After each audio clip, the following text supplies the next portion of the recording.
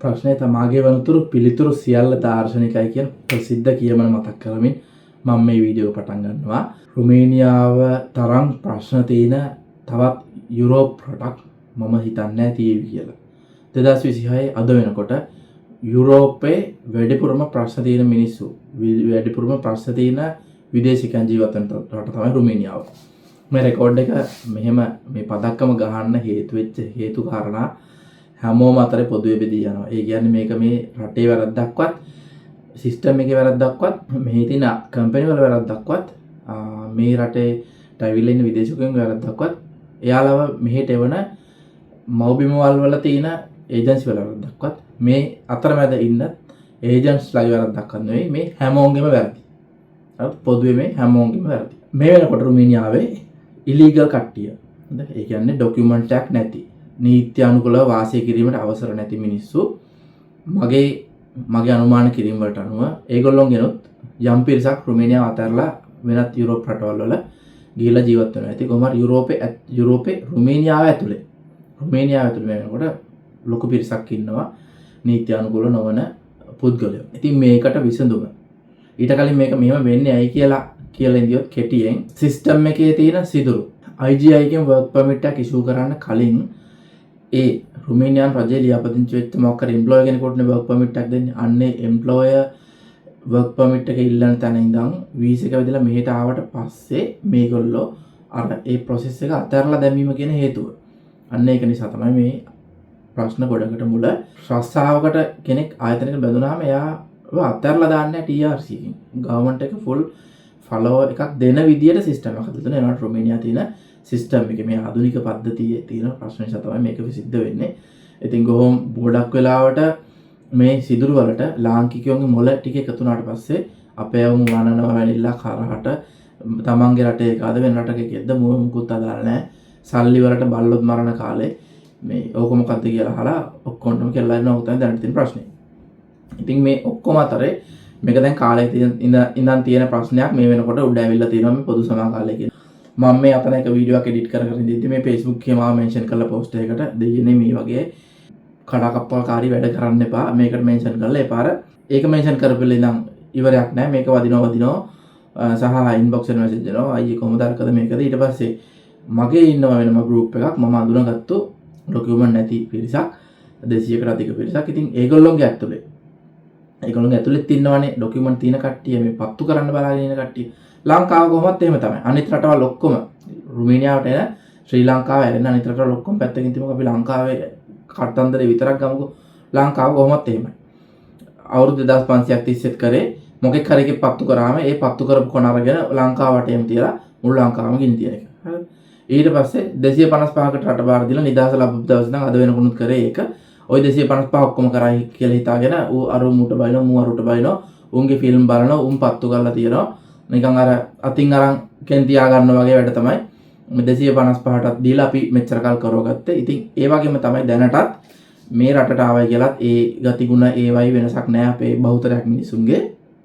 කොහෙන් හරි පත්තු කරාම හරි අපි කරමු එල අම්මට සිරි දෙමු ගේම පැලෙන්න දෙමු රුමේනියාව හොල්ලමු මේක මේ උද්ඝෝෂණ කරලා මේ පිකටින් කරලා ඊට පස්සේ මොනවද වැඩ වර්ධන කරලා එහෙම මේ දේවල් කරගන්න පුළුවන් රටක් නෙවෙයි. මේවට සිස්ටම් එකක්. ඒ සිස්ටම් එක ෆලෝ කරොත් විතරයි අපිට අදාළ ප්‍රතිඵලය ගන්න පුළුවන්. කාට හරි කෙනෙකුට උද්ඝෝෂණයක් කරන්න ඕන නම් පාර්ලිමේන්තුව ඉස්සරහට ගිහිල්ලා එහෙම හිතන තැන්වල මේ රටේ උද්ඝෝෂණ කරන්න බෑ. කට්ටිය කියන එම්බසි ඉස්සරහ කරමු. එහෙම කරන්න බෑ. කවුරු හරි පාර්ශවයට උද්ඝෝෂණයක් කරන්න ඕන නම් ඔයගොල්ලෝ පියාටා වික්ටෝරි වල 5මන් හන්දිය අදුව හිටතන. මැද තියෙනවා පබ්ලික් පාකින් ඒරියා එකක්. අන්නේ පාකින් ඒරියා එක දවල්ට උද්ඝෝෂණ වලට වෙන් කර ගන්න පුළුවන්. ඒකත් කලින් රිසර්වේෂන් එකක් දාන්න ඕන. එදාට පොලිස් ආරක්ෂාව දෙනවා. මේ උද්ඝෝෂණ කරන කට්ටියට පොලිස් ආරක්ෂාව දෙනවා. උද්ඝෝෂණයට කී දෙනෙක් සහභාගී වෙනවද කියලා දැනුම් දෙන්න ඕන. දීලා උද්ඝෝෂණය කරන්නේ මෙන්න මේ පාර්ශවය. මේක සංවිධානය කරන්න අපි කියලා වගකීමක් ගන්න ඕන. ඉතින් මේ පොදු සමාකාලයක් කියන්නේ කවුරුවත් හදන දෙයක් නෙවෙයි. ඒ කියන්නේ මේ පොදු සමාකාලයක් රටක එම්බසි එකට බෑ පොදු සමාකාලයක් මේ ඉල්ලලා ගන්න. ඒ වගේම මේ ඒ රටේ ඉන්න විදේශිකයන්ට බෑ පොදු සමාකාලයක් ඉල්ලලා රජයෙන් ගන්න. ඒ වගේම ඒ රටේ තියෙන ආයතන වලට රික්වයර්මන්ට් ඒජන්සීස් වලට හරි කම්පැනිස් වලට හරි එහෙම ඒ කට්ටියට බෑ පොදු සමාකාලයක් ඉල්ල ගන්න. ඒ වගේම වැදගත්ම දේ ඒ රටේ ඉලීගල් වෙච්ච මිනිස්සුන්ට බෑ පොදු සමාකාලයක්. සමහර කට්ටිය උදාහරණ විදිහට දාලා තියෙනවා මේ පෝස්ට් එකේ ප්‍රංශය වගේ අපිට කරන්න වෙනවා කියලා. ප්‍රංශයේ ඉන්න විදේශීය කමියුනිටි එකෙන් 1% වත් තාම රුමේනියාවේ නැහැ. ඒකයි මේකයි දෙකක්. මේක පැහැදිලිව තේරුම් ගන්න. සහ පොදු සමාකාලයක් ක්‍රියාත්මක වෙන්නේ කොහොමද? මේක ඇතුලේ තියෙන මේ process එක මොකක්ද? කොහොමද කරන්නේ කියන දේ ගැන අවබෝධයක් නැතුව මේ වෙලාවේ අහිංසක අසරණ මිනිස්සු මේ රටේ අසරණ වෙච්ච මිනිසුන්ගේ ඒ යම් බලාපොරොත්තුවක් තියාගන්න පුළුවන් සම්දිස්ථානයකට අපි පොයින්ට් එකකට ඇවිල්ලා තිබෙනවා. මේක විනාශ කරන්න හදන්න එපා මේ වෙලාවේ. පොදු සමාකාලයක් වැඩ කරන පොදු සමාකාලයක් දෙන්නේ ඇයි කියන මම කියන්නම්. පොදු සමාකාලයක් එනවුස් කරන්නේ පළවෙනිම හේතුව ටැක්ස් ලීකේජ් එක. රටක මිනිස්සු ඒ රටේ රජයට ටැක්ස් ගෙවන්න නැතුව වැඩ කරනකොට එතන යම් ටැක්ස් ලීකේජ් එකක් එනවා. ඒවා එන්නේ පොඩි ඉලක්කම් වලින් නෙවෙයි. ඊට පස්සේ ඒ ඉලීගල් ඉන්න කට්ටියක රෙකෝඩ්ස් නෑ රජයක් ගාව. රෙකෝඩ්ස් නැති වෙනකොට ඒක ජාතික ආරක්ෂාවට ත්‍රෙට් එකක්. මෙන්න මේ ත්‍රෙට් එක කන්ට්‍රෝල් කරන්න තමයි පොදු සමාකාල හදන්නේ. සහ මේ වෙලාවේ රුමේනියාව රජයට යුරෝපියන් යූනියන් එකෙන් ප්‍රෙෂර් එකක් ඇවිල්ලා තියෙනවා ඉලීගල් මයිග්‍රේෂන්ස්ලා වැඩි කියලා. ඉතින් ඔන්න ඔය කාරණා යම් තාක් දුරකට කන්ට්‍රෝල් කරගන්න තමයි මේ පොදු සමාකාලය හදන්නේ මේගොල්ලෝ. ඉතින් දැනට සිටුේෂන් එක මේ පොදු සමාකාලය දෙසැම්බර් 28 29 අලුතෙන් ඔඩියන්ස් එකක් දැම්මා. මම ඒ ගැන වීඩියෝ එකක් කරා. ඒකේ අන්තිමටම කියලා තිබුණා දවස් 180ක කාලයක් දෙනවා. හැබැයි කියලා නෑ මේ ඉලීගල් කට්ටිය ඉලීගල් කරන්න එහෙම කියලා නෑ. දවස් 180ක කාලයක් තුල මේ ප්‍රොජෙක්ට් එකක් ක්‍රියාත්මක කරනවා කියලා විතරයි නිකන් අර නොකියා කියලා ගිහින් තියෙනවා. ඒකත් එක්කම ජනමත විචාරණයක් දාලා තියෙනවා මේ අලුත් ප්‍රොජෙක්ට් එක ගැන මිනිස්සුන්ගේ අදහස් ගන්න. හරිද? ඒ ජනමත විචාරණය පබ්ලික් ඕපන් ඕන කෙනෙකුට. ඉතින් මම ඒක ගැනත් කිව්වා මගේ මොකද්ද මේ ගෲප් වල සහ Facebook එකේ මම කිව්වා. ඉතින් මේක කොච්චර දුරට අපේ මිනිස්සු මොන විදිහට පාවිච්චි කරාද කියලා මම දන්නේ. ඒ ජනමත විචාරණයක් මේ රටේ කරාම 1 by 1 බලනවා. හරිද? ලංකාවේ වගේ වෙන්න ලොකු ෆයිල් එකක් තියෙනවා. අපෝ කියලා ඒක ඔෆිස් එකට දාලා ඔෆිස් එකේ ඒක අදාළ පුද්ගලයා කකුල් දෙක උඩ තියාගෙන සැපේ සිගරට් එකක් ගහන සතිය වටේ ගිහිල්ලා ඉවර වෙලා අරක දවසට ඇවිල්ලා මේ අර ජනපද විචාර මිනිසුන්ගේ මතයට හාත්පසින්ම විරුද්ධ දෙයක් එහෙම කියන්නේ නැහැ මේ රටේ. මේ රට නෙවෙයි ගොඩක් රටවල එහෙම. හැබැයි අපේ රටත් එක්ක සංසන්දනය කරන එක වැරදි මේක. එතකොට ඕක 1 by 1 බලනවා. එතකොට මේ 15 වෙනිදා හරිද? ජනවාරි 15 තමයි ඩේට් එක තිබුණේ රීලීගලයිසේෂන් මේ ප්‍රොජෙක්ට් එකේ දවස් 30 කාලයක් දෙනවා. ඒ දවස් 30 ඇතුළත ඩොකියුමන්ට්ස් නැතුව ඉලීගල් ඉන්න කට්ටිය තමන්ගේ ඇඩ්‍රස් එක වෙරිෆයි කරන්න ඕන. මෙන්න මේ ඇඩ්‍රස් එකේ මේ ඇකොමොඩේෂන් එකේ මම ඉන්නේ කියලා සහ ලිඛිතව ඉදිරිපත් කරන්න ඕන මොකක්ද තමන්ට සිද්ධුනේ කියන්නේ. හරි.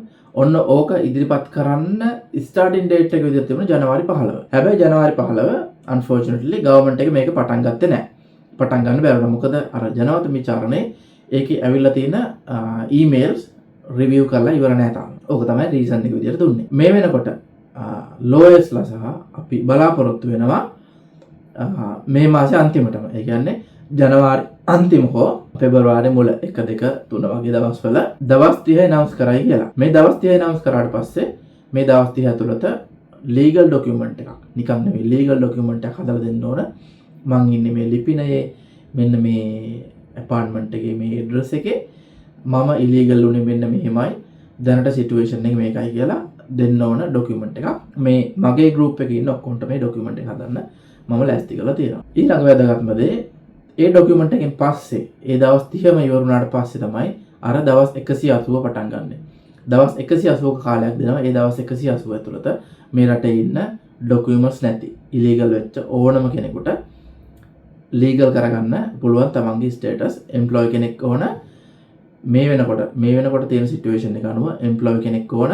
ඩිපෝර්ටේෂන් ලෙටර්ස්, රිටර්න් ඩිසිෂන්ස් මොනවාද වීසා ස්ටිකර් රිවෝක් කරුටු ගාලා ඒ මුකුත් තියෙන්න බෑ. තමන් කිසිම රජයේ පැත්තෙන් කිසිම සම්බන්ධයක් නැතුව තමන් ඉන්ඩිපෙන්ඩන්ට්ලි ඉලීගල් කෙනෙක් විදිහට මේ රටේ ඉන්නවා නම් ඒ ඉන්න කට්ටියට පුළුවන්කම දීලා තියෙනවා මේකට ඇප්ලයි කරන්න. මම කියන ජනමත විචාරණය කියන්නේ අන්නේ ජනමත විචාරණයේදී අපි කියන්නේ පෞද්ගලිකව මම සහ රුමේනියාවේ ඉන්න මට වඩා ගොඩාක් විශාල ලෙවල් එකේ ලෝයර්ස්ලා හැම කෙනෙක්ම මේකෙදි ඉල්ලීම් කරලා තියෙනවා ඩිපෝර්ටේෂන් ලෙටර්ස් තියෙන කට්ටියටත් මේ chance එක දෙන්න කියලා සහ රිටර්න් ඩිසිෂන් තියෙන කට්ටියට විශේෂයෙන්ම රිටර්න් ඩිසිෂන් තියෙන කට්ටියට ඩිපෝටේෂන් ලෙටර්ස් ඩිපෝට් ලෙටර් එක තියෙන කට්ටිය ගොඩක් කාලයක් මෙහි ඉලීගල් ඉඳලා මෙහින් පිටුවහල් වෙන්න කියලා කිව්ව කට්ටියනේ. රිටර්න් ඩිසිෂන් එක කියන්නේ මේ රටෙන් පිට වෙලා ඔය අලුත් වර්ක් පර්මිට් එකෙන් එන්න කියන කට්ටිය තමයි රිටර්න් ඩිසිෂන් තියෙන කට්ටිය. ඔන්න ඔය කට්ටියට විශේෂයෙන් මේක අවස්ථාව දෙන්න කියලා ඉල්ලීමක් කරලා තියෙනවා. ඒක මොන විදියට වෙයිද කියලා අපිට බලන්න වෙන්නේ පෙබරවාරි මුල වෙනකොට. රුමේනියාවේ ගවර්න්මන්ට් එක කියලා තියෙනවා මෙහෙම ප්‍රොජෙක්ට් එකක් දෙනවා කියලා. ඒකට දැනට දිනමක් වන් කියලා තියෙනවා. ඒතකොට මෙහින ලෝයස් ශ්‍රමික ලෑස්ති වෙනවා. අපේ තානාපති කාර්යාලයේ අලුතෙන් එන තානාපතිතුමාගේ සහ අපි හැමෝගේ වගකීම අපි තානාපති කාර්යාලයට දෙන්න ඕන ප්‍රෙෂර් එක තමයි මේගොල්ලොන් ඩොකියුමන්ට්ස් නැති කට්ටියට ඩොකියුමන්ට් එක හදාගන්න මූලිකම දේ තමයි පාස්පෝර්ට් එක. පාස්පෝර්ට් නැති කට්ටියට පාස්පෝර්ට් හදලා දෙන්න.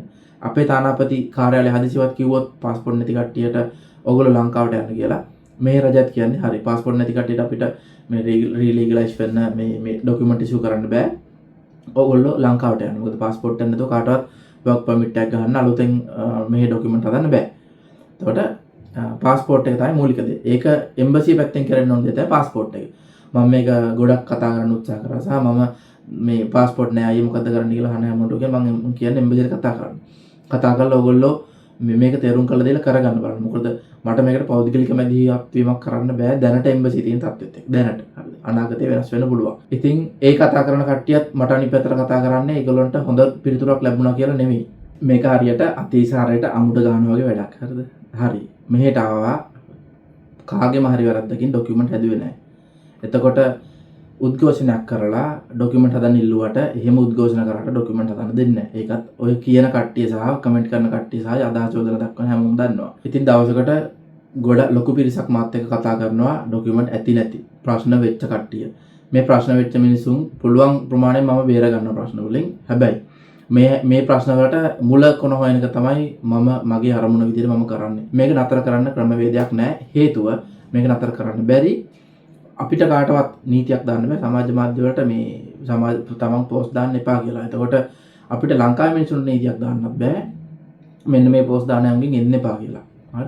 ඒක එයාගේ පෞද්ගලික තේරීමක්. කෙනෙක් සාමාන්‍යයෙන් රුමේනියාවට එන්න කලින් ගොඩක් හොයනවා. ඒ හොයලත් මෙහෙම ආවට පස්සේ කෙලවල දානවා කියන්නේ මෙතන තියෙන්නේ තුන්වන පාර්ශවයේ තනිකරම ප්ලෑන් කරලා ගන්න ගේම් එකක්. මෙහෙට ගෙන්නවනවා. හරිද? මෙහෙට ගෙන්නවනවා කවුරු හරි ලංකාවේ කෙනෙක් කරා. ඒ ගෙන්නවලා මෙහෙ ගෙන්නවන කෙනා තව ඒජන්ට් කෙනෙකුට බාර දෙනවා මෙයා තමයි කියලා. එතකොට එයා බලනකොට එයා මෑන් පවර් එකක් එයා තව තැන් වලට දානෙක් කරන්නේ. අන්න එතෙන්දි තමයි ප්‍රශ්නේ මතුවෙන්නේ. එතකොට ලංකාවෙන් ගෙන්නන කෙනා ගොඩක් වෙලාවට දැනුවත් මෙයා මෑන් පවර් එකක් කියලා. මේ ගෙන්නවන කට්ටියට වෙන දේ දැනුවත්. හිතාමතා ඉලීගල් කරනවා. හිතාමතා වෙන රටවල් වලට යන්න ප්‍රෙෂර් කරනවා. ඒ ගියාට පස්සේ ඒ ගෙන්නවන ආයතනයට ලේසි තව කට්ටිය ගෙන්නවන්න. මොකද්ද ගහන රිලීස් එක මේගොල්ලෝ මිසින් කියලා ගහලා කොන්ට්‍රැක්ට් දාලා දෙනවා කොන්ට්‍රැක්ට් ක්ලෝස් කරනවා නැත්නම් ඊට පස්සේ තව කට්ටියක් ගෙනවා. ඒ කට්ටියටත් ඒකමයි වෙන්නේ. මේක සර්කල් එකක් වගේ දිගටම යන දෙයක්. ඉතින් මේක නවත්තන්න ඕන ලංකාවේ රජය සහ රුමේනියාවේ රජය මේ දෙක ඩිරෙක්ට් සම්බන්ධ වෙලා විතරයි මේක නවත්තන්න පුළුවන්. එහෙම නැතුව ලංකාවේ ඒජන්සි වලට මෙහෙම නීතියක් දැම්මා.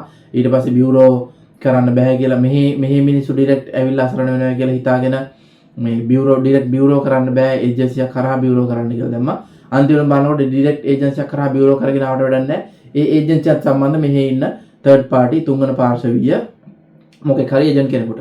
එතකොට ඒ ඒජන්ට් මෙහෙට ගෙනල්ලා අතරලා දැම්මට පස්සේ අර ඒජන්සිය අර බියුරෝ කරන්න බෑ ඒජන්සි නැතුව කියලා රජය දැම්ම නීතියක් මේක විසඳන්න කියලා.